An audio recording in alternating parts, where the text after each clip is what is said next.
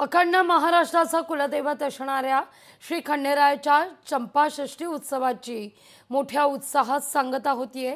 राज्यभरातून मोठ्या प्रमाणावर भाविक दर्शनाकरता गडावर पोहोचतायत। दुपारी वांग्याचा भरीत रोडगा देवाला नैवेद्य म्हणून दिला जातो।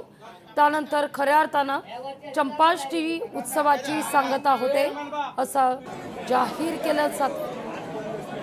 या सगळ्या संदर्भात श्री खंडेरायाच्या गडावरील प्रमुख विश्वस्त आणि पुजारी यांच्याशी संवाद साधलाय आपले प्रतिनिधी विकास कोकरे यांनी।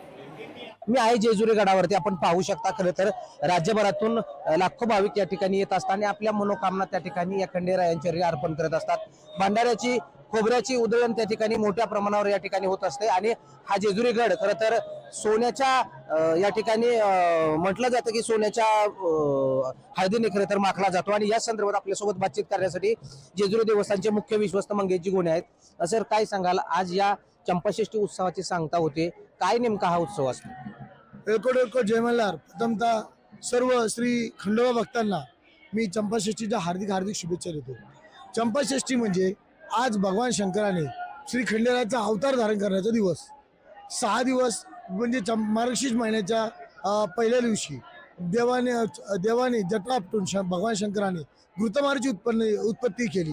ती महामारी होती, ती 5 दिवसानंतर ती हरली। त्याच्यानंतर भगवान शंकराने 6व्या दिवशी म्हणजे मार्गशीर्ष महिन्याच्या षष्टीला श्री खंडेरायाचा अवतार घेतला व त्यांच्यावर संपूर्ण 33 कोटी देवांनी चाफ्याच्या फुलांचा वर्षाव केला। तो हा दिवस म्हणजे चंपा वृष्टी। विकास कोकरे, लोकशाही मराठी, जेजुरी।